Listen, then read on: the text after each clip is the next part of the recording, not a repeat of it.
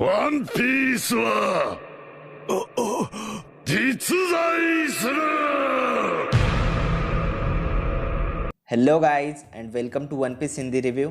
और आज के वीडियो में हम एक थेरी इन 3 पॉइंट्स के ऊपर बात करने वाले हैं। थेरी ये है कि ज़ोरो वानो से बिलोंग करता है एंड पॉइंट्स ये है कि वो एक शिमोत्सुकी है, वो ryuma का रीइंकारनेशन या डिसेंडेंट है एंड उशिमारू का बेटा है। एंड पूरा वीडियो देखना तभी आपको ये थेरी वैलिड लगेगी। और मैं इस चैनल पे ऐसे ही theories, chapter explanation and spoilers लाता रहता हूँ, तो ऐसी किसी भी चीज़ को मिस ना करने के लिए अभी चैनल को सब्सक्राइब करके बेल आइकन दबा दो। अब मेरी ये थेरी है कि जब ओडेन की डेथ हुई थी तब उशिमारू को पता था कि अब काइडो को कोई नहीं हरा सकता, इसलिए उसने अपनी वाइफ और ज़ोरो की सेफ्टी के लिए उन्हें ईस्ट ब्लू भेज दिया।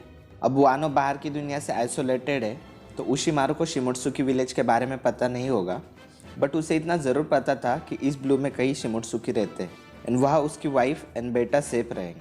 अब ज़ोरो की मॉम ने उसे वानो के बारे में ज़्यादा कुछ नहीं बताया होगा, क्योंकि वो नहीं चाहती थी कि ज़ोरो रिवेंज ले या उसकी लाइफ को कुछ खतरा हो। बट ज़ोरो ने वानो का नाम सुना होगा, इसीलिए वो वानो का नाम सुन के थोड़ा अलग रिएक्ट करता है, जैसे उसने ये नाम पहले भी सुना हो। अब ज़ोरो शिमोत्सुकी ryuma का रीइंकारनेशन और डिसेंडेंट है, तो डोजो को देखकर वो अपने आप ही उसकी तरफ अट्रैक्ट हो गया एंड इसलिए ज़ोरो स्वॉर्ड्समैन बनने के लिए इतना डिटर्मिनेंट था। जब ryuma और ज़ोरो की फ़ाइट होती है तो ज़ोरो वानो एंड समुराई को लेकर थोड़ा क्यूरियस होता है एंड ryuma ज़ोरो को स्वॉर्ड इसलिए देता है बिकॉज ज़ोरो उसके लायक भी है और ryuma ज़ोरो में खुद का यंग वर्जन देखता है। एंड ज़ोरो का शिसुई वापस करना, रिंगो में जाना एंड यासुई से मिलना, ये सब चीज़ें इंडिकेट करती है कि ज़ोरो का शिमोत्सुकी से कनेक्शन है।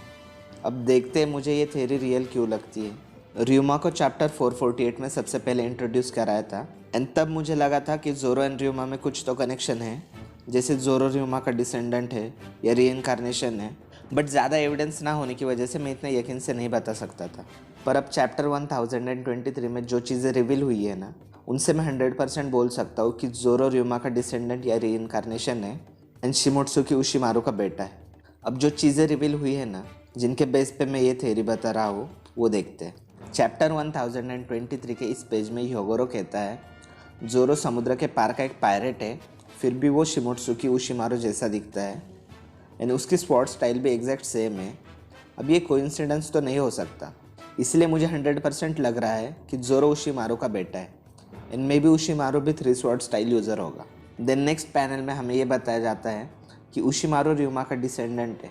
अब सोचने वाली बात ये है कि ये चीज़ें यही क्यों बताई गई है, जब उशिमारू के बारे में बताया गया था तभी क्यों नहीं बताया गया।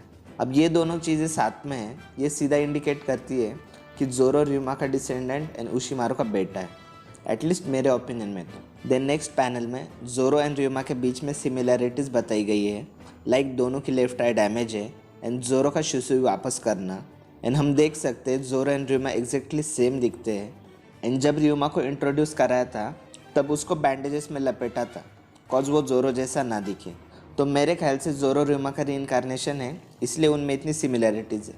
एंड चैप्टर 1024 में तो ज़ोरो एंड उशिमारू कितने सेम दिखते हैं वो भी दिखाया गया है। आपको क्या लगता है इन 3 पॉइंट में से कोई पॉइंट फ्यूचर चैप्टर्स में प्रूव होगा या नहीं? अपने थॉट्स मुझे कमेंट्स में ज़रूर बताना। अगर ये वीडियो आपको अच्छा लगा हो तो लाइक कर देना एंड ऐसे और वीडियोस देखने के लिए चैनल को सब्सक्राइब करके बेल आइकन दबा दो, ताकि आप फ्यूचर में कोई भी वीडियो मिस ना करें। थैंक्स फॉर वॉचिंग, मिलते हैं नेक्स्ट वीडियो में। Till then bye bye.